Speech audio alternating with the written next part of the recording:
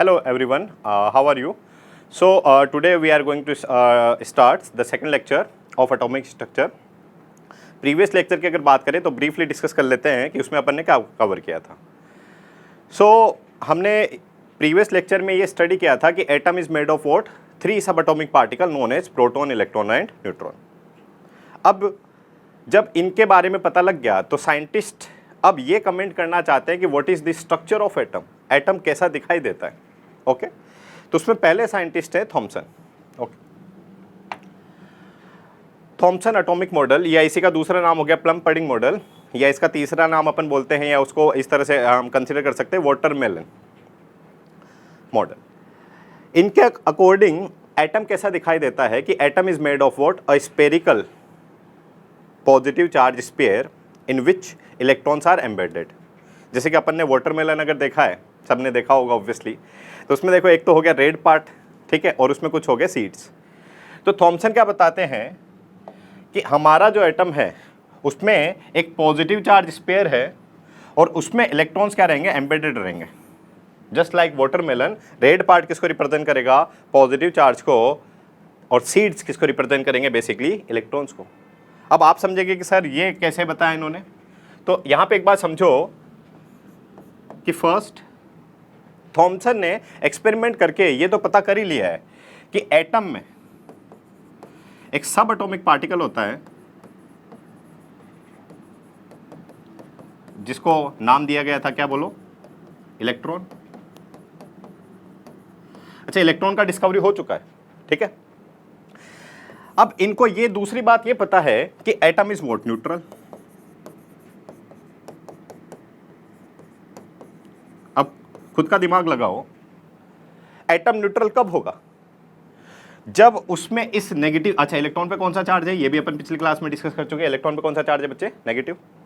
तो atom neutral कब रहेगा, जब इस इलेक्ट्रॉन के नेगेटिव चार्ज को किसी पॉजिटिव चार्ज ने क्या किया हो, बैलेंस किया हो, ठीक है. और इसी के बेसिस पे वो अपनी थ्योरी या मॉडल प्रेजेंट करते हैं, ठीक है. उसी को अपन क्या बोल रहे हैं, थॉमसन एटॉमिक मॉडल. जैसा कि इस प्रीवियस डायग्राम में अपन ने देखा भी सही कि ये जो इलेक्ट्रॉन्स हैं इनके नेगेटिव चार्ज को किसने बैलेंस किया हुआ है, इस पॉजिटिव चार्ज स्फीयर ने.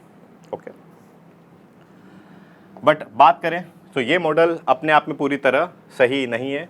सो यहाँ पे अगर इसकी लिमिटेशन की बात करें तो पहला लिमिटेशन अपने को याद रखना है, एंड दिस इज व्हाट, कि यहाँ पे इन्होंने जो मॉडल प्रेजेंट किया है ना तो उसका एक मैथमेटिकल प्रूफ है, ना तो इन्होंने मैथ्स के बेसिस पे प्रूव किया, और ना ही इन्होंने एक्सपेरिमेंटल बेसिस उसको प्रूव किया, ठीक है. तो इनको इनकी थ्योरी को सपोर्ट करने के लिए ना तो कोई एक्सपेरिमेंट है, ना ही हमारे पास कोई मैथमेटिकल इन्होंने कुछ कैलकुलेशन प्रोवाइड किया है, ठीक है.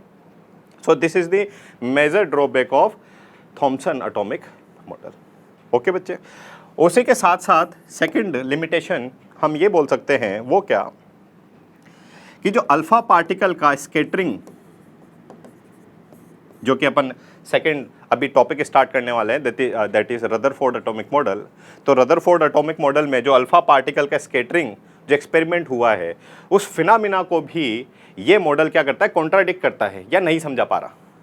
सो these are the 2 major limitation और drawback of Thompson atomic model. Okay, देखो जब हमने ये चैप्टर स्टार्ट किया था तो वहीं पे हमने बता दिया था, वो क्या, कि इस पूरे चैप्टर में अपन डिफरेंट साइंटिस्ट की थ्योरी को स्टडी करेंगे, उसमें कुछ कमियां हैं उनको स्टडी करेंगे, और किस तरह से दूसरे साइंटिस्ट उन कमियों को दूर करते हैं, ठीक है, या उसको उसमें कुछ करेक्शन बताते हैं अपने को, ठीक. तो सेकंड एटॉमिक मॉडल प्रेजेंट करते हैं कौन, रदरफोर्ड. रदरफोर्ड एक यूनिवर्सिटी में प्रोफेसर है, ठीक है. जब आप भी नीट या जेई क्रैक करके फाइनल कॉलेज में अपन पहुंचेंगे, तो अंडर दी सर्टेन प्रोफेसर, उनके अंडर पे अपने को सर्टेन प्रोजेक्ट मिलते हैं, उन पे हमें कुछ काम करना होता है, थीसिस लिखनी होती है, ठीक है. सो रदरफोर्ड प्रोफेसर हैं, इनके अंदर 2 स्टूडेंट काम कर रहे होते हैं, उनको एक बेसिक सेटअप ये प्रोवाइड करते हैं. उसमें क्या रहता है, एक अल्फा पार्टिकल का सोर्स रहेगा. तो सबसे पहले बात कर लेते हैं अल्फा पार्टिकल का सोर्स. जो यहाँ पे लिया था इन्होंने, वो क्या लिया था बच्चे, रेडियम, ठीक है. Radium is what, source of alpha particle. अब बच्चा पूछेगा कि सर अल्फा पार्टिकल क्या होता है, तो याद रखने वाली बात क्या है, alpha particle is what, He++, और इसी को रिप्रेजेंट कर सकते हैं अपन He+2। तो इसका सोर्स क्या ले लिया अपन ने, radio active material that is radium. Second, ये हमारे पास अल्फा पार्टिकल का क्या हो गया, सोर्स हो गया। उसके बाद हम बात करते हैं, एक काफी थिन शीट इन्होंने लिया किसका, गोल्ड का। ठीक है, एक्सपेरिमेंट को पूरा पढ़ने से पहले अपन इन छोटे पॉइंट्स पे बात कर लेते हैं, डिस्कस कर लेते हैं। तो गोल्ड फॉइल ही क्यों लिया, किसी दूसरे मेटल का क्यों नहीं लिया, तो आपको फिर इतनी सी जानकारी याद रखनी है इसमें, वो क्या कि गोल्ड का जो मेलेबिलिटी है ना, वो काफ़ी ज़्यादा होता है। Malleability of gold is very high. Malleability से क्या होगा कि उसकी काफ़ी अपन थिन शीट्स बना सकते हैं। जैसे कि आपने सिल्वर का थिन शीट देखा भी होगा, जो स्वीट्स होती है ना, तो कुछ स्वीट्स के ऊपर अपन उसका कवर कर देते हैं, किसका, सिल्वर फॉइल का, है ना। तो मेटल जो गोल्ड है उसकी मेलेबिलिटी काफ़ी ज़्यादा होती है, तो हम काफ़ी थिन शीट यहाँ पे उसकी बना सकते हैं। ठीक, तो पहला हमने लिया यहाँ पे अल्फा पार्टिकल का सोर्स। ठीक है, फिर बीच में अगर अपन बात करें, यहाँ पे रख दी हमने गोल्ड फॉइल।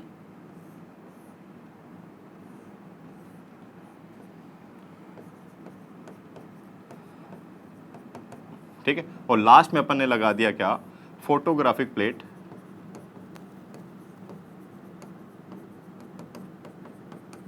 फोटोग्राफिक प्लेट पे हम इन अल्फा पार्टिकल की पोजीशन डिटेक्ट कर सकते हैं। ठीक है, ये एक बेसिक सा सेटअप अपन देख रहे हैं किसका, रदरफोर्ड एटॉमिक मॉडल में अल्फा पार्टिकल की स्कैटरिंग का। ओके, बढ़ते हैं आगे। तो इनके जो स्टूडेंट्स हैं वो क्या ऑब्जर्व करते हैं, उसको अपन थोड़ा सा यहाँ पे समझते हैं। सारा का सारा एक्सपेरिमेंट कौन कर रहे होते हैं, इनके स्टूडेंट। ठीक है, तो स्टूडेंट ने जैसे यहाँ पे अल्फा पार्टिकल को प्रोजेक्ट किया, ठीक है, और यहाँ पे हमने लगा रखी है क्या, फोटोग्राफिक प्लेट। तो वो क्या देखते हैं, अगर यहाँ से अल्फा पार्टिकल को प्रोजेक्ट किया तो वो यहाँ पे उसकी पोजीशन अपने को डिटेक्ट हो रही है। मतलब क्या, वो अनडिफ्लेक्टेड पार्टिकल है, मतलब उसके पाथ में कोई डेविएशन नहीं दिखाई दिया। फिर यहाँ से अल्फा पार्टिकल को प्रोजेक्ट किया, वो भी यहाँ पे क्या दिखाई दे रहा है, अनडिफ्लेक्टेड। तो इस एक्सपेरिमेंट में वो क्या देखते हैं कि मोस्ट ऑफ द जो अल्फा पार्टिकल है, मोस्ट ऑफ द जो अल्फा पार्टिकल हैं क्या होते हैं, स्ट्रेट लाइन में मूव करते हैं या उनका पाथ में कोई डिफ्लेक्शन नहीं दिखाई देता। फिर जब एक्सपेरिमेंट को कंटिन्यू करते हैं तो वो क्या देखते हैं, कुछ अल्फा पार्टिकल, जैसे कि अल्फा पार्टिकल जा रहा है तो इसके बाद उसका पाथ आपको इस तरह से दिखाई दे रहा है। अच्छा, उसको हम फोटोग्राफिक प्लेट पे ऑब्जर्व कर सकते हैं कि हमने वही फेंका यहाँ पे था बट उसकी पोजीशन यहाँ डिटेक्ट हो रही है। तो उसके बेसिस पे ये कुछ ऑब्जर्वेशन इस तरह से बोलते हैं कि कुछ अल्फा पार्टिकल अपने पाथ से क्या हो गए, डेविएट हो गए।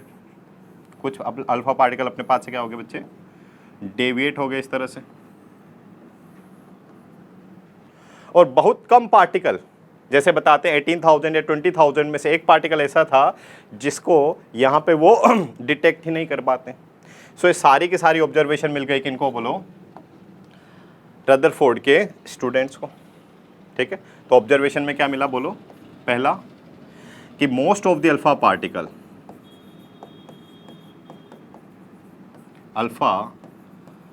Particle moves in what, straight line. Second observation क्या मिला यहां पे बताएंगे कि few particle deflected from there path.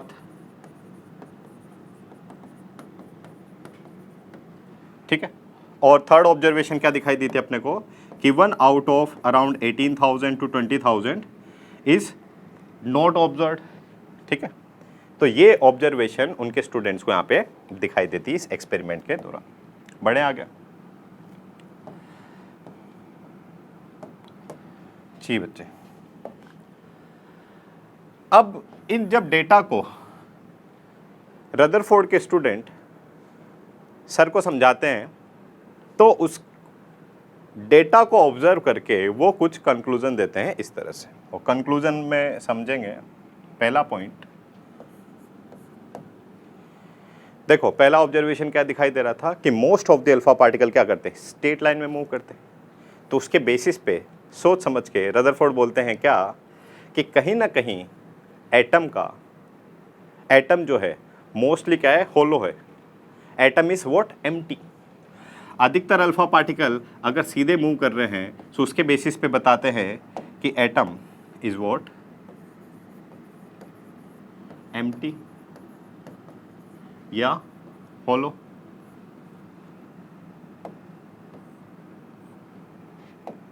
है ना, पूरा का पूरा एटम एम्प्टी है क्या? इसको थोड़ा सा अपडेट करेंगे वर्ड को। सेकंड ऑब्जर्वेशन क्या दिख रही थी कि few alpha particle deviate from there path. और थर्ड क्या था कि 1 आउट ऑफ 18,000 और 20,000 इज नॉट ऑब्जर्व। ठीक है, तो वो सेकंड और थर्ड पॉइंट के बेसिस पे क्या बताते हैं कि कहीं ना कहीं एटम का जितना भी मास है वो उसके सारा का सारा मास उसके कहाँ पे रहा होगा, सेंटर पे रहा होगा। एक काफ़ी हाई डेंस रीजन एटम के सेंटर पे रहा होगा। और यही एक रीज़न है कि अगर अल्फा पार्टिकल इसके आसपास भी गुजरा तो वो अपने पाथ से क्या हो गया, या तो डेविएट हो गया, या ये वाला जो पार्टिकल जिसकी हम बात कर रहे थे 1 आउट ऑफ 18,000 टू 20,000 जो कि ऑब्जर्व नहीं हुआ था, तो उसके बारे में बोलते हैं कि कहीं ना कहीं वो अल्फा पार्टिकल क्या हो गया, बाउंस बैक हो गया। ठीक है, सो यहाँ पे एक बात हमें समझ में आई कि एटम क्या होता है, सारा का सारा मास सेंटर पे रहेगा। एंड इस सेंटर को एक नाम दिया गया था, वो नाम क्या है सबको पता होगा मेरे हिसाब से, उसको बोलते हैं अपन क्या, न्यूक्लियस। न्यूक्लियस क्या है, एक काफ़ी हाई डेंसिटी रीजन है जो कि एटम के कहाँ पे होता है, सेंटर पे होता है। ठीक है, और न्यूक्लियस से दूर ये हमारा एटम सेंटर पे है, ऐसे एटम के सेंटर पे क्या हो गया, न्यूक्लियस। और न्यूक्लियस के चारों तरफ इलेक्ट्रॉन क्या कर रहे होंगे, रिवॉल्व कर रहे होंगे। ये जो इलेक्ट्रॉन रिवॉल्व जिस पाथ में कर रहे हैं उस सर्कुलर पाथ को नाम दे दिया गया था यहाँ पे क्या, ऑर्बिट। ठीक है, सो फाइनली एक बात समझ में आ रही क्या, या डायग्राम में भी अपन देख के आइडिया लगा सकते हैं कि हमारा जो एटम है उसमें मोस्टली पार्ट क्या है, होलो है। सारा का सारा मास कहाँ पे कॉन्सेंट्रेटेड है, सेंटर पे, और इलेक्ट्रॉन उसके चारों तरफ चक्कर लगा रहे हैं। ठीक है, बढ़ते हैं आगे। Limitation of Rutherford atomic model. ठीक है, काफ़ी इंपॉर्टेंट कॉन्सेप्ट है ये, समझते इसको। लिमिटेशन में पहला हम बात करते हैं थ्योरी ऑफ मैक्सवेल।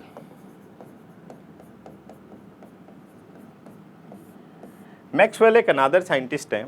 ठीक है, ये रदरफोर्ड को क्रिटिसाइज करते हैं। हाँ ना, शॉर्ट में अपन समझे तो ये क्रिटिसाइज कैसे करते हैं सर, तो ये बोलते हैं कि सर आपने जो बोला है कहीं ना कहीं गलत है। किसको बोल रहे हैं, रदरफोर्ड को, है ना। और ये ऐसे फालतू में बकवास नहीं कर रहे होते हैं ना, इनके पास एक आर्ग्यूमेंट है ना, उसको साइंटिफिक वे में समझते अपन। ये क्या बोलते हैं कि कोई भी चार्ज पार्टिकल, क्या बोलते हैं कि कोई भी चार्ज पार्टिकल अगर एक्सेलरेशन करेगा, ठीक है, हिंदी में बोले तो अगर वो त्वरित होगा, तो वहां पे वो चार्ज पार्टिकल एनर्जी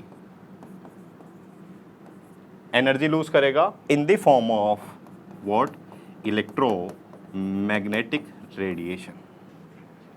समझो, मैक्सवेल क्या बोलते हैं कि कोई भी चार्ज पार्टिकल अगर एक्सेलरेशन करेगा तो वो अपनी एनर्जी लॉस करेगा in the form of what, electromagnetic radiation. ठीक है, रदरफोर्ड ने क्या बोला था साहब, रदरफोर्ड ने बोला था कि एटम का सारा मास कहाँ पे कॉन्सेंट्रेटेड है, न्यूक्लियस में, और इलेक्ट्रॉन उसके चारों तरफ चक्कर लगा रहा है। ठीक है, मैक्सवेल क्या बोलते हैं कि जैसा कि हम सब जानते हैं कि इलेक्ट्रॉन पे कौन सा चार्ज होता है, नेगेटिव चार्ज। इलेक्ट्रॉन अपने आप में क्या हो गया, एक चार्ज पार्टिकल हो गया, यस और नो। तो अगर उसको सर्कुलर पाथ में घूमना है, अगर उसको सर्कुलर पाथ में घूमना है तो वो एक्सेलरेशन कर रहा होगा, और अगर इलेक्ट्रॉन एक्सेलरेशन कर रहा होगा तो लगातार अपनी एनर्जी लॉस करेगा in the form of what, electromagnetic radiation. ठीक है, तो मैक्सवेल बताते हैं कि सर अगर इलेक्ट्रॉन एनर्जी लूज करेगा तो उसका कुछ इस तरह से पाथ बनेगा इलेक्ट्रॉन इस तरह से पाथ को फॉलो करेगा और कुछ समय में इवन इतना क्रिटिसाइज करते हैं कि समय भी बता देते हैं कितना कि 10⁻⁻8 सेकंड में सर ये जो इलेक्ट्रॉन है इस न्यूक्लियस से आके क्या कर जाएगा, कोलाइड कर जाएगा, एटम का तो एग्जिस्टेंस ही नहीं रहेगा। ठीक है, क्या बोलते हैं ये कि इलेक्ट्रॉन अपने आप में एक चार्ज पार्टिकल है, ये एक्सेलरेशन करेगा, एनर्जी लूज करेगा in the form of electromagnetic radiation और एनर्जी लूज करते हुए ये न्यूक्लियस से टकरा जाएगा विद इन 10⁻⁻8 सेकंड में, तो एटम का तो एग्जिस्टेंस ही नहीं रहेगा। ठीक है, यही बच्चा सबसे बड़ा मेजर ड्रॉबैक है किसका, या लिमिटेशन हम बोलेंगे किसका, रदरफोर्ड एटॉमिक मॉडल की, कि रदरफोर्ड सर इस पर्टिकुलर फिनोमेना को नहीं समझा पाए। ठीक है, समझ में आया ये वाला कॉन्सेप्ट? जी बच्चा, अब यहां पे देखो थोड़ा सा इसको एक्सटेंड करते अपन लिमिटेशन को, और सेकंड जो ड्रॉबैक है या जो लिमिटेशन है पहले उस पर बात कर लेते हैं। सेकंड लिमिटेशन ये है कि अगर एटम में सेंटर पे तो क्या हो गया, न्यूक्लियस हो गया। ठीक है, एटम के सेंटर पे तो क्या हो गया, न्यूक्लियस हो गया। अब न्यूक्लियस के चारों तरफ इलेक्ट्रॉन क्या कर रहा है, सर रिवॉल्व कर रहा है। तो इलेक्ट्रॉन की पोजीशन, जैसे कि हमारे पास लेट्स सपोज आयरन का एटम है तो उसमें कई सारे इलेक्ट्रॉन होंगे, है ना, तो इन इलेक्ट्रॉन का पोजीशन क्या रहेगा, है ना, वो क्या स्ट्रक्चर उसका रहेगा, है ना, उसके बारे में ये कोई फर्दर इंफॉर्मेशन हमें प्रोवाइड नहीं कर पाते। ऑल्दो ये बताते तो हैं, देखो ये क्या बताते हैं कि जो रेडियस है रदरफोर्ड के अकॉर्डिंग, जो रेडियस है किसका, एटम का, वो रहेगा लगभग 10 to the power, radius of atom is 10 to the power -10 metre and the radius of nucleus is around 10 to the power -15 metre, है ना। ये दोनों डेटा पे तो रदरफोर्ड कमेंट करते हैं, बट इलेक्ट्रॉन की एग्जैक्ट पोजीशन क्या रहेगी, है ना, क्या स्ट्रक्चर एटम का रहेगा, उस पर रदरफोर्ड बहुत ज़्यादा कमेंट नहीं कर पाते। बस ये इतना सा जानकारी देते हैं कि हाँ एटम में दो पार्ट होंगे, एक तो न्यूक्लियस और न्यूक्लियस के चारों तरफ क्या रहेगा, इलेक्ट्रॉन। ओके, बढ़ते हैं आगे।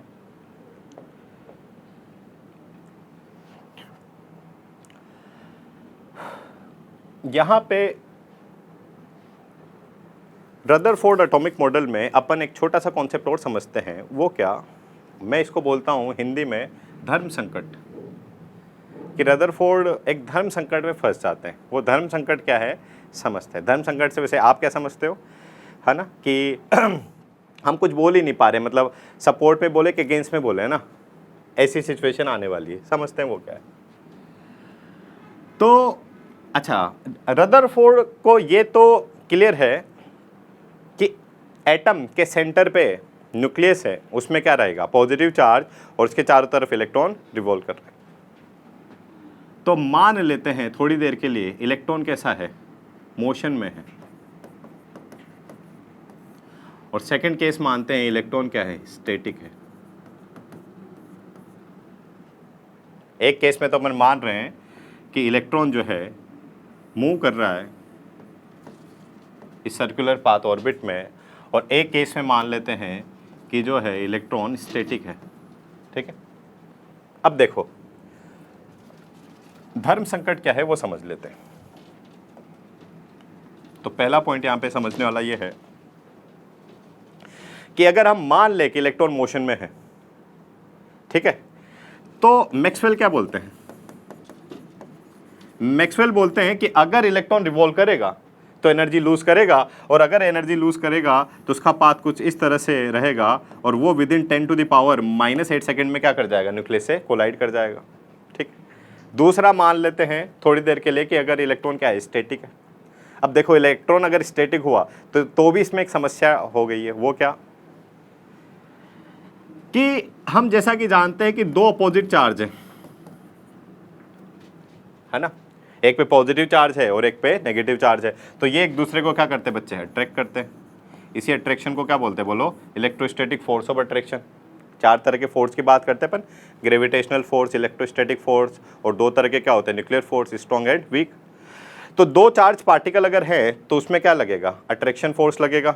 तो यहाँ पे मानो कि ये इलेक्ट्रॉन अगर मूव नहीं कर रहा है तो इस पे इलेक्ट्रोस्टैटिक फोर्स लगेगा, और इलेक्ट्रोस्टैटिक फोर्स लगेगा तो ये न्यूक्लियस के क्या आ जाएगा, पास आ जाएगा।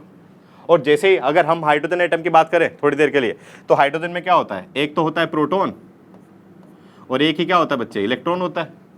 ठीक है, तो अगर इलेक्ट्रॉन स्टैटिक है तो ये इलेक्ट्रॉन इस प्रोटॉन के बगल में आ जाएगा, और ये ऐसा ही कहीं ना कहीं इस तरह का जो एटम का मॉडल है वो किसने रिप्रेजेंट किया, बोलो थॉमसन ने, कि प्रोटॉन के बगल में इलेक्ट्रॉन रहेगा, है ना।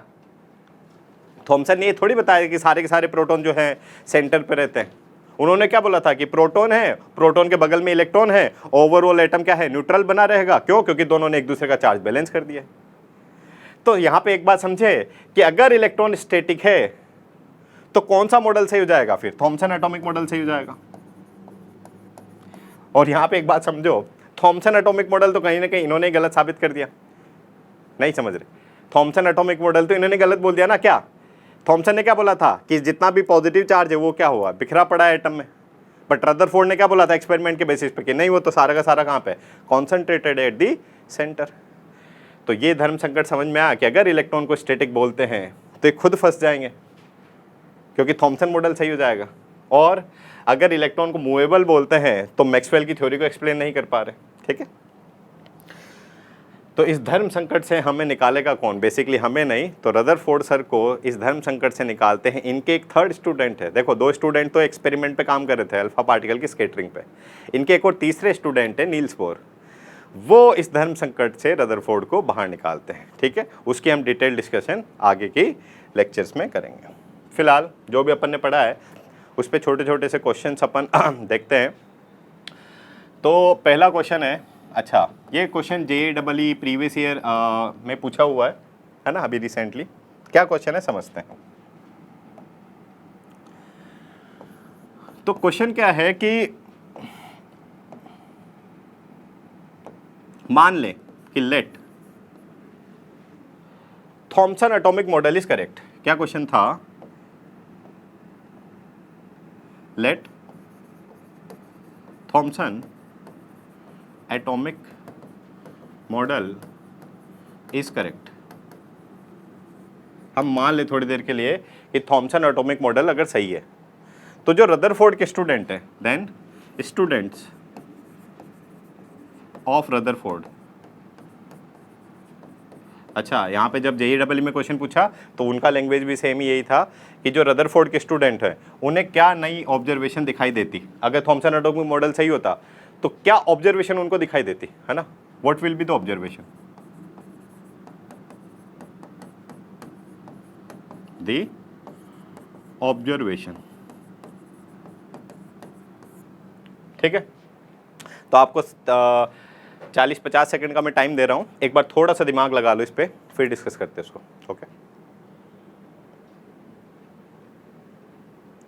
कि let Thomson atomic model is correct, then what will be the observation will be done by student of Rutherford. क्या नई ऑब्जर्वेशन उनको दिखाई देती, सोच लिया आप लोगों ने। ठीक है, तो यहीं पे है ना, आप कमेंट बॉक्स में अपना आंसर लिख सकते हैं। फिलहाल डिस्कस करते हैं इसको। तो यहां पे देखो, थॉमसन एटॉमिक मॉडल की अगर बात करें वापस से, तो थॉमसन ने क्या बताया था कि सारा का सारा जो पॉजिटिव चार्ज है वो इस तरह से डिस्ट्रीब्यूट है, और उसके साथ साथ इलेक्ट्रॉन भी उस पॉजिटिव चार्ज को इस तरह से बैलेंस कर रहा होगा। रदरफोर्ड एटॉमिक मॉडल की अगर बात करें तो उसमें अपन क्या देख रहे हैं कि सारा का सारा जो पॉजिटिव चार्ज है वो तो कहाँ पे आ गया, सेंटर पे, और इलेक्ट्रॉन उसके चारों तरफ चक्कर लगा रहे हैं। ठीक है, अब देखो यहाँ पे जो एक्सपेरिमेंट हुआ था, जो रदरफोर्ड के स्टूडेंट ने किया था, उसमें तो क्या हुआ था, देखो अल्फा पार्टिकल जो है, अधिकतर अल्फा पार्टिकल कैसे हो गए थे, स्ट्रेट लाइन में मूव कर रहे थे। ठीक है, कुछ अल्फा पार्टिकल अपने पाथ से क्या हुए थे, डेविएट हुए थे, और एक बाउंस बैक हो गया था। ये ऑब्जर्वेशन दिखाई दिए थे। बट JEE ने क्या बोला है कि मान लो थॉमसन एटॉमिक मॉडल सही है। अब देखो थॉमसन एटॉमिक मॉडल के अकॉर्डिंग एटम ऐसा दिखाई देगा अपने को। अब ये देखो यहाँ पे अल्फा पार्टिकल गया, अब इसको तो यहीं पे प्रोटॉन मिल गया, अरे अरे जैसे ही प्रोटॉन मिला तो ये यहीं पे अपना पाथ या तो चेंज कर लेगा या ये अब क्या हो जाएगा, यहीं पे बाउंस बैक हो जाएगा। तो अगर सारे के सारे प्रोटॉन बिखरे पड़े हैं, अगर सारे के सारे प्रोटॉन बिखरे पड़े हैं तो क्या होंगे, अधिकतर अल्फा पार्टिकल या तो बाउंस बैक हो जाएंगे या अपने पाथ से क्या हो जाएंगे बच्चे, डेविएट हो जाएंगे, अपने पाथ से क्या हो जाएंगे बच्चा, डेविएट। यही JEE में आंसर भी दिया था क्या, कि most of the alpha particle either deviate from there path और विल बी बाउंस बैक। समझा, खूबसूरती समझे आप एग्जाम की, कि एक छोटा सा कॉन्सेप्ट है ना, जो कि सभी बच्चे 10th क्लास तक पहले ही पढ़ के आ चुके हैं, है ना, उसी पे बेस्ड एक क्वेश्चन बना दिया। ठीक है, चलिए बच्चे, आई होप ये क्वेश्चन आपको समझ में आया होगा। Let's discuss the question number 2। देखो जो फिजिकल केमिस्ट्री की अगर बात करें तो थ्योरेटिकल क्वेश्चन का रेशियो कम रहता है, बट फिर भी पूछते तो हैं, है ना। तो इसमें थ्योरेटिकल क्वेश्चन ये बन सकता है, वो क्या, कि कौन सा स्टेटमेंट रदरफोर्ड एटॉमिक मॉडल के अकॉर्डिंग करेक्ट नहीं है। ठीक है, विच इज इनकरेक्ट, है ना, according to Rutherford atomic model. तो पहला स्टेटमेंट में लिख रहा हूं, आपको आंसर करना है यहाँ पे। पहला स्टेटमेंट है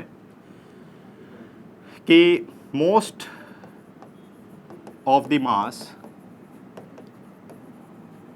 प्रेजेंट एट द सेंटर। ठीक है, सेकंड स्टेटमेंट यहाँ पे लिख रहे हैं कि electrons moves in circular path. ठीक है, थर्ड स्टेटमेंट यहां पे लिखा है मैंने कि the nucleus contains both proton and neutron, और लास्ट लिखा है कि ऑल ऑफ दीज।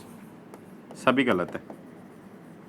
ठीक है, तो बताएंगे क्या, अगेन 30 सेकंड का मैं टाइम दे रहा हूं आपको। क्वेश्चन पढ़ लो, क्वेश्चन बड़ा आसान सा है कि according to Rutherford atomic model को अगर हम कंसीडर करें तो उसके अकॉर्डिंग कौन सा गलत स्टेटमेंट है। ठीक है, तो डिस्कस कर लेते इसको। क्या जो मास है वो सारा का सारा सेंटर पे कॉन्सेंट्रेटेड होता है क्या, तो यस, ये तो उन्होंने बोला ही था, most of the mass of an atom is concentrated at the high dense region known as what, nucleus. Electron move in a circular path, yes, ये भी इन्होंने बोला था। थर्ड स्टेटमेंट को पढ़ना, ठीक है, थर्ड स्टेटमेंट भी बच्चों को सही लगता है वैसे तो, थर्ड स्टेटमेंट भी सही लगता है। कैसे, देखो अभी तो हमें पता है सबको कि एटम में क्या होती है, तीन चीजें होती, प्रोटॉन, इलेक्ट्रॉन और न्यूट्रॉन। क्या क्या होते हैं, प्रोटॉन, इलेक्ट्रॉन और न्यूट्रॉन। दूसरी बात हमें ये पता है कि न्यूक्लियस में क्या क्या रहता है, तो न्यूक्लियस में रहता है क्या, प्रोटॉन और न्यूट्रॉन, और इलेक्ट्रॉन उसके चारों तरफ चक्कर लगा रहे हैं, है ना। तो बच्चा इस स्टेटमेंट को भी बोलेगा कि यार ये भी तो सही है कि न्यूक्लियस में प्रोटॉन और न्यूट्रॉन तो होता है, बट यहाँ पे अगर आपने ध्यान दिया हो तो क्वेश्चन में लिखा था according to Rutherford atomic model. अब जब रदरफोर्ड इस मॉडल को जब प्रेजेंट कर रहे थे तब तक न्यूट्रॉन का डिस्कवरी नहीं हुआ है। बेसिकली इवन रदरफोर्ड सर को भी नहीं पता था कि एटम में कोई न्यूट्रॉन नामक चीज़ भी होती है, तो जेम्स चैडविक सर को पता लगा था, जो कि लास्ट क्लास में डिस्कस कर चुके हैं। ठीक है, कि अल्फा पार्टिकल को जब बेरिलियम शीट पे अपन प्रोजेक्ट करेंगे तो काफ़ी हाई एनर्जेटिक चार्जलेस पार्टिकल का इमिशन होता है, उन्हीं को क्या बोलते हैं, बोलो, न्यूट्रॉन बोलते हैं। किसी को इक्वेशन याद रही, बोलो फटाफट से, इक्वेशन क्या थी, बोलो 2He4। यही बोला भी था कि आपको सिर्फ यही याद रखनी कि जब अल्फा पार्टिकल की बम्बार्डिंग कराएंगे कहाँ पे, बेरिलियम शीट पे, तो क्या बन जाता था यहाँ पे 6C12 + 0N1। कुछ चार्जलेस पार्टिकल का इमिशन होता है, उन्हीं को क्या बोल रहे थे, न्यूट्रॉन बोल रहे थे। तो न्यूट्रॉन का डिस्कवरी उस टाइम पे नहीं हुआ था, तो इनको तो यही पता था कि न्यूक्लियस में क्या होगा, सिर्फ और सिर्फ प्रोटॉन होगा। तो हमारा आंसर ये आ गया, क्या बोलो, कौन सा स्टेटमेंट इनकरेक्ट हो गया, दैट इज थर्ड। अगेन ये समझ रहे हैं आप, कॉम्पिटिटिव एग्जाम में आपके पास जो जानकारी है ना, उसको थोड़ा सा मॉडिफाई करके इस तरह से क्वेश्चन फ्रेम कर देता है, और बच्चा फिर बोलता है कि अरे सर ये तो मेरे को आता था, ये तो गलत हो गया ना, फिर अपना सिर खगालता है बस ऐसे कि सर आता हुआ क्वेश्चन गलत हो गया ना।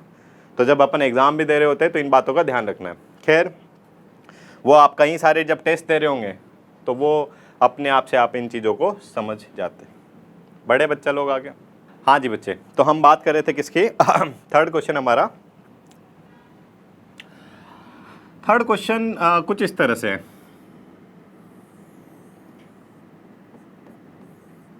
तो पहले तो मेरे को बताओ अल्फा पार्टिकल होते क्या है?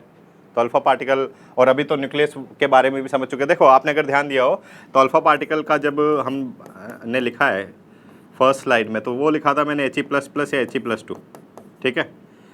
उसको हमने नाम नहीं दिया था, बट अब इसको नाम दे सकते हैं। This is what? Nucleus of helium. ये सुनो, अरे बोलो। हीलियम को इस तरह से रिप्रेजेंट करते हैं 2He4। बोलो इसमें क्या हो जाएंगे? 2 प्रोटॉन, 2 न्यूट्रॉन और 2 ही क्या रहेंगे? इलेक्ट्रॉन। अगर He+2 की बात करें मतलब 2 इलेक्ट्रॉन आपने हटा दिए, ठीक है। तो उसमें अभी न्यूक्लियस में क्या रहेंगे? प्रोटॉन और न्यूट्रॉन। ओवरऑल चार्ज क्या रहेगा? बोलो He+2 पे +2 चार्ज रहेगा। बोल ही रहे हैं पर। बात करते हैं एक्सपेरिमेंट की। रदरफोर्ड जो अल्फा पार्टिकल स्कैटरिंग हुआ है, तो उसमें नेक्स्ट क्वेश्चन कुछ इस तरह से कि अल्फा पार्टिकल सब पे पॉजिटिव चार्ज है, ठीक है। तो क्वेश्चन बस इतना सा है कि ये वाला अल्फा पार्टिकल भी तो डिफ्लेक्ट होना चाहिए था। क्यों सर? क्योंकि इस पे भी तो कितना चार्ज है? +2। हम क्या बता रहे हैं कि बहुत कम अल्फा पार्टिकल अपने पाथ से डेविएट हो रहे, है ना। ये वाले अल्फा पार्टिकल जो हैं, बोलो क्यों डेविएट नहीं हो रहा है? जैसे इस डायग्राम में भी देखें, अगर ये दोनों अल्फा पार्टिकल डेविएट नहीं हो रहा है, यही वाला हो रहा है बस। तो बोलो इसका रीज़न क्या है? अगेन 10 सेकंड का टाइम दे रहा हूँ, सोच के बताओ फटाफट से। तो बेसिकली आपने सुना होगा इलेक्ट्रोस्टैटिक फोर्स के बारे में, F = K Q1 Q2 upon what? R²। 4 तरह के फोर्स होते हैं। 2 चार्ज पार्टिकल हैं तो उनके बीच में कौन सा फोर्स काम करेगा? बोलो इलेक्ट्रोस्टैटिक फोर्स। अच्छा, दोनों के दोनों जो चार्ज हैं पॉजिटिव अगर हैं Q1 और Q2, तो ये इलेक्ट्रोस्टैटिक फोर्स काम तो करेगा, बट ये किस तरह का होगा? रिपल्सिव तरह का होगा। दोनों एक दूसरे को क्या करेंगे? रिपेल करेंगे। ये नॉर्थ पोल को रिपेल करता है, उसी तरह से दोनों पार्टिकल पे अगर पॉजिटिव चार्ज है तो ये दूसरे को क्या करेंगे? रिपेल करेंगे। तो इस पे, ये वाले अल्फा पार्टिकल पे भी इस न्यूक्लियस का रिपल्शन लगेगा, इस वाले अल्फा पार्टिकल पे भी न्यूक्लियस का रिपल्शन लगेगा। अब फिर सवाल तो अभी पूरा ही नहीं हुआ ना, ये तो अभी तक एक्सप्लेन करिए कि भाई ये क्यों डिफ्लेक्ट नहीं हुआ, यही क्यों हुआ। तो उसका जो आंसर है वो यहीं पे छुपा हुआ है। देखो कि जैसे जैसे डिस्टेंस बढ़ेगा, अगर मैं r की वैल्यू बढ़ाऊं, r क्या है बच्चा? इन दोनों चार्ज पार्टिकल के बीच का डिस्टेंस अपन बताते हैं। तो बोलो अगर r बढ़ेगा तो f की वैल्यू क्या हो जाएगी? कम। तो इस न्यूक्लियस से जितनी ज्यादा दूरी पर अपन जाएंगे तो रिपल्शन फोर्स काम करेगा कि अट्रैक्शन? तो आप बोलेंगे सर रिपल्शन क्यों? क्योंकि इस पे भी पॉजिटिव और इस पे भी पॉजिटिव है, तो इस पे भी रिपल्शन होगा, इस पे भी रिपल्शन होगा। बट ये वाला ज्यादा दूरी पर है तो इस पे ओवरऑल रिपल्शन क्या हो जाएगा? कम। और अल्फा पार्टिकल तो हाई एनर्जी पार्टिकल है, तो इसके रिपल्शन फोर्स को वो ओवरकम करते हुए सीधा निकल जाएगा। बट यहाँ पे रिपल्शन फोर्स क्या रहेगा? काफ़ी ज़्यादा स्ट्रॉन्ग रहेगा। और यही एक रीज़न है कि ये वाला अल्फा पार्टिकल क्या हो जाएगा? अपने पाथ से डेविएट हो जाएगा। क्लियर है? बढ़े आगे? बोलो। ठीक है, तो इस तरह से हमने ये 3 क्वेश्चंस यहाँ पे डिस्कस किए based on what? Rutherford atomic model. इसमें 2 इंडिपेंडेंट से टॉपिक हैं। The first is known as closest distance. वैसे तो ये जो वाला टॉपिक है वो फिजिक्स की तरह टिल्टेड है, बट फिर भी JEE एडवांस में इस केमिस्ट्री से भी लिंक करके इसको क्वेश्चन पूछ सकते हैं। ठीक है, छोटा सा टॉपिक है, कवर करते हैं। तो ये हमारा हो गया गोल्ड फॉइल, ठीक है। और यहाँ से इनफाइनाइट डिस्टेंस से हमने किसको प्रोजेक्ट किया है बच्चे? अल्फा पार्टिकल को हमने यहाँ पे प्रोजेक्ट किया। ठीक है, आपको थोड़ा सा अगर आइडिया हो तो 2 अगर चार्ज पार्टिकल है किसी डिस्टेंस पे, ठीक है, तो उस चार्ज पार्टिकल के अपन बात करेंगे पोटेंशियल एनर्जी की। जैसे कि इलेक्ट्रोस्टैटिक फोर्स का अपन ने फॉर्मूला लिखा था, F = क्या होता है? K Q1 Q2 upon R²। बात करें पोटेंशियल एनर्जी की, उसका फॉर्मूला क्या होगा? K Q1 Q2 upon R। ठीक है, ये डिफरेंस है, उसमें R², उसमें क्या है? R। तो ये अल्फा पार्टिकल इस गोल्ड फॉइल से, ठीक है, यहाँ पे जैसे कि हमने कोई भी गोल्ड फॉइल ले लिया है, वटेवर कोई भी हमने एटम लिया है, इससे और इसके बीच में जो डिस्टेंस है वो इन्फानाइट है, तो यहाँ पे बोलो जो पोटेंशियल एनर्जी रहेगा इस अल्फा पार्टिकल के पास वो कितना हो जाएगा, बोलो 0, क्योंकि आर की वैल्यू क्या होगी, इन्फानाइट। तो इस केस में पोटेंशियल एनर्जी कितनी हो गई, 0। दूसरी बात, हमने क्या किया है, इसको किसी काइनेटिक एनर्जी से यहाँ पे छोड़ा है, जैसे कि इसकी वेलोसिटी क्या है, v है, अल्फा पार्टिकल में मास m है, तो इसकी काइनेटिक एनर्जी कितनी हो जाएगी, हाफ mv²। तो यहाँ पे इस अल्फा पार्टिकल के लिए टोटल एनर्जी कितनी हो जाएगी, बोलो total energy equals to what, kinetic energy plus potential energy. Kinetic energy कितनी है, हाफ mv², और पोटेंशियल एनर्जी कितनी है, तो ये हमारी टोटल एनर्जी की वैल्यू आ गई क्या, बोलो यहाँ तक कोई समस्या नहीं। क्लोजेस्ट डिस्टेंस का मतलब क्या है, अब इस टॉपिक को समझते हैं। देखना, बात कर रहे हैं हम उस पार्टिकल की जो बाउंस बैक हुआ था, याद आ रहा है, कुछ अधिकतर अल्फा पार्टिकल सीधे चले गए थे, कुछ अपने पाथ से डेविएट हुए थे, और एक दिखाई नहीं था, या हम बोल रहे थे उसको बाउंस बैक हो गया। तो हम उस पार्टिकल के लिए बात कर रहे हैं कि जब वो बाउंस बैक हो रहा था तो उसने इस एटम को कितनी दूरी तक अप्रोच कर पाया। जैसे ये अल्फा पार्टिकल आ रहा है, ठीक है बच्चा, ये अल्फा पार्टिकल आ रहा है, अच्छा ये हमारा क्या हो गया, इस एटम का न्यूक्लियस हो गया।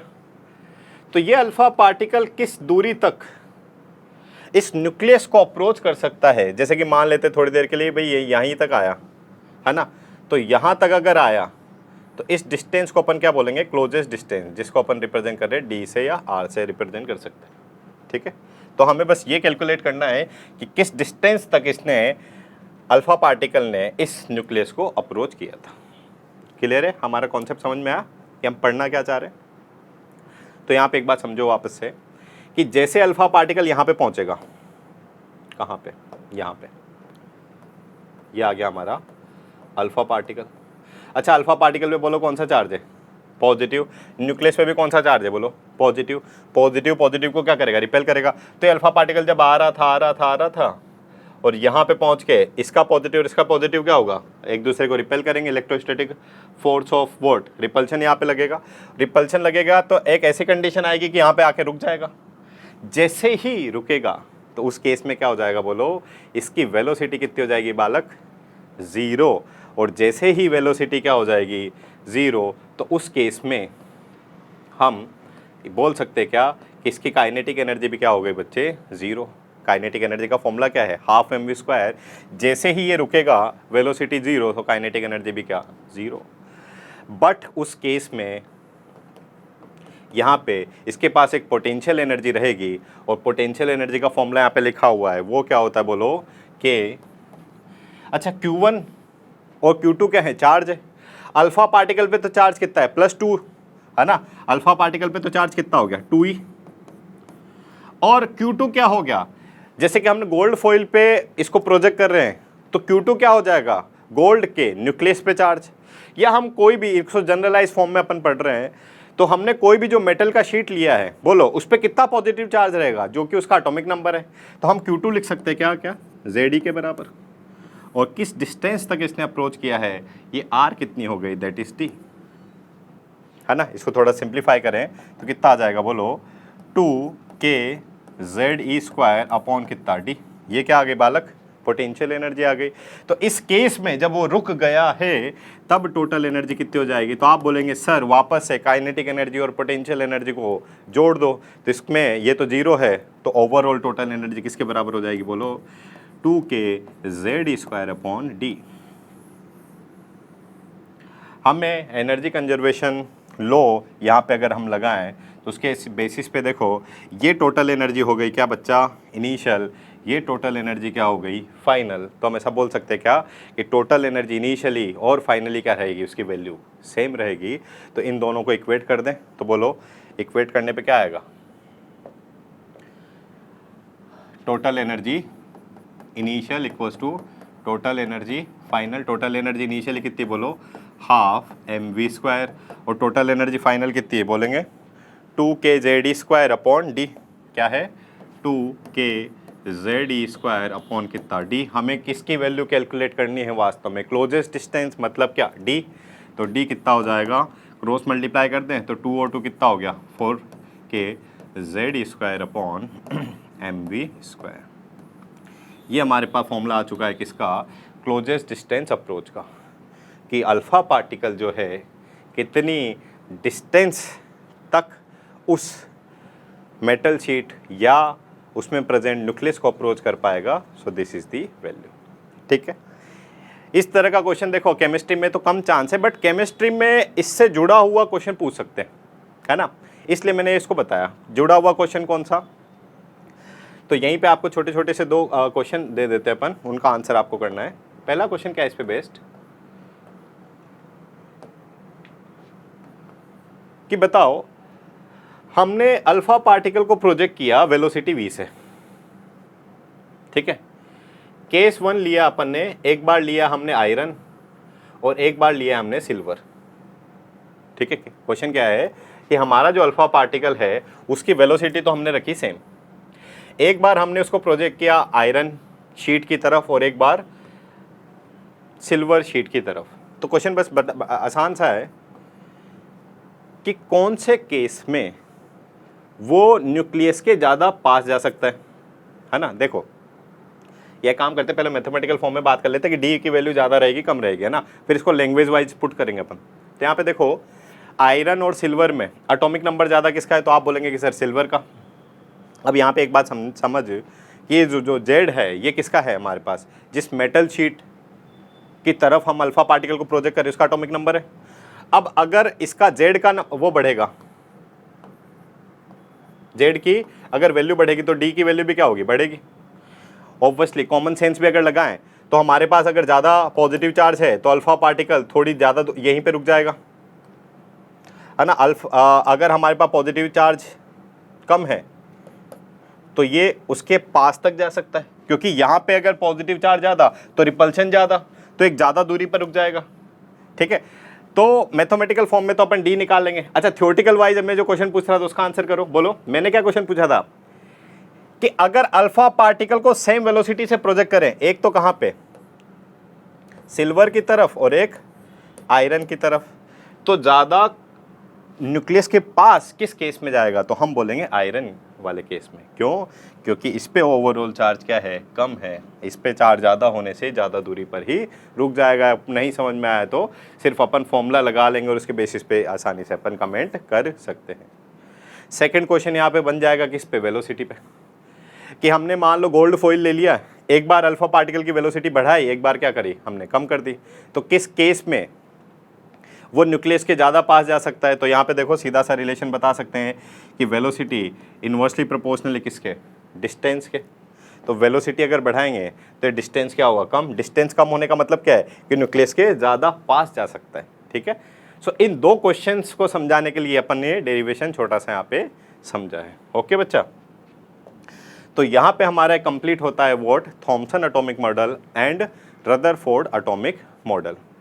ठीक है, थॉमसन एटॉमिक मॉडल में हमें पता लगा, साइंटिस्ट ने बताया कि atom is what, spherical positive charge sphere in which electrons are embedded. ठीक है, ये क्या एटॉमिक मॉडल पूरी तरह से सही है क्या, नहीं। फिर सेकंड हमने एटॉमिक मॉडल स्टडी किया, that is Rutherford atomic model. अधिकतर अल्फा पार्टिकल सीधे जा रहे थे, कुछ डेविएट हुए, उसके बेसिस पे रदरफोर्ड कमेंट करते हैं क्या, कि सारा का सारा जो मास है सेंटर पे कॉन्सेंट्रेटेड रहेगा, उसको क्या बोला, न्यूक्लियस, और उसके चारों तरफ इलेक्ट्रॉन चक्कर लगा रहे होते हैं। फिर अपन एक धर्म संकट समझा वहाँ पे, कि किस तरह से इलेक्ट्रॉन अगर स्टैटिक है तो भी दिक्कत, मूवेबल है तो भी दिक्कत। ठीक है, और इसको कौन समझाएंगे, बोर एटॉमिक मॉडल में उसको अपन समझ पाएंगे। ठीक है, जो कि रदरफोर्ड एटॉमिक मॉडल में जो कमियां रही हुई। ओके बच्चा, so that is all for the today. We will continue from the Bohr atomic model in lecture 3। Okay, thank you.